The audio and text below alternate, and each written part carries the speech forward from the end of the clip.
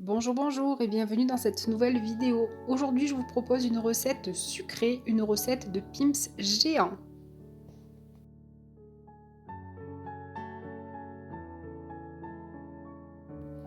Alors pour commencer, je vais séparer mes blancs des jaunes. Je vais mettre mes blancs dans le Speedy Chef, je les monterai en neige par la suite et je mets les jaunes dans un récipient où j'ajouterai le reste des ingrédients.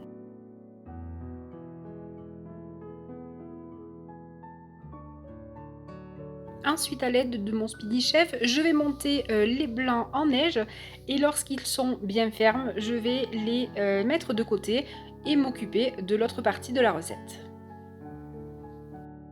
Je vais battre ensuite les jaunes d'œufs bien énergiquement et je vais y ajouter le sucre.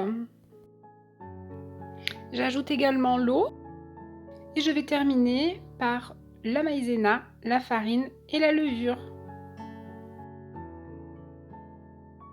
Je vais à nouveau bien mélanger pour mélanger toutes les farines et puis je vais incorporer délicatement les blancs d'œufs et là par contre je vais abandonner mon fouet et je vais choisir la maryse ou la spatule, vous l'appelez comme vous voulez, le but étant surtout de ne pas casser les blancs, donc on ne les fait pas retomber, donc on mélange doucement en relevant. C'est un petit peu comme quand on fait du macaronnage, qu'on fait des macarons. Une fois que c'est bien mélangé, je vais ajouter le peu d'huile que je dois mettre dans la recette et je mélange à nouveau délicatement. Et je vais me servir de mon fameux moule. Donc c'est un moule qui, une fois le gâteau démoulé à l'envers, il y aura un rebord pour retenir votre garniture. Voilà. Donc je vais bien mettre ma préparation, je vais bien égaliser de partout. Et puis je vais enfourner tout simplement à 200 degrés pendant à peu près 10 à 15 minutes. Voilà, et là vous voyez mieux à la sortie du four. Vous voyez, il y a un rebord de manière à ce que vous puissiez garnir et que ça ne coule pas. Donc là, on va pouvoir aller jusqu'au bord. On va d'abord mettre la confiture. Donc vous pouvez mettre de la confiture de framboise, de fraise, la confiture que vous voulez. Moi, j'ai choisi de la confiture d'abricot, mais c'est au choix. Donc là, je vais bien aller sur tout le bord et l'avantage, c'est que ça ne coulera pas. Le rebord va arrêter, va bloquer la garniture.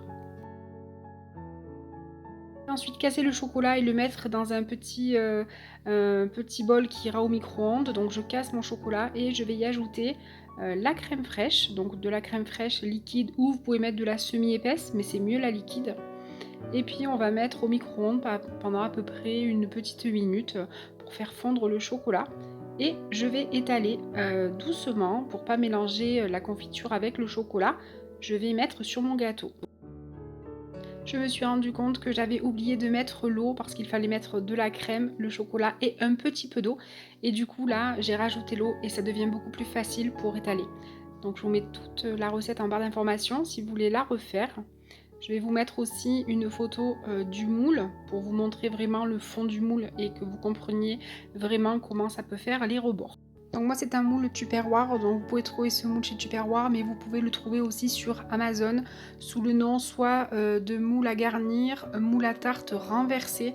Voilà, il faut chercher, mais vous le trouvez en alu sur Amazon aussi. Voilà, j'espère que cette petite recette vous a plu. Comme toujours, une recette toute simple, rapide et qui fait toujours des heureux, les petits comme les grands. Merci d'avoir regardé cette vidéo, je vous souhaite une très belle soirée, n'hésitez pas à vous abonner, à activer la petite cloche, à laisser un petit commentaire et un petit pouce et je vous dis à très vite pour une prochaine vidéo.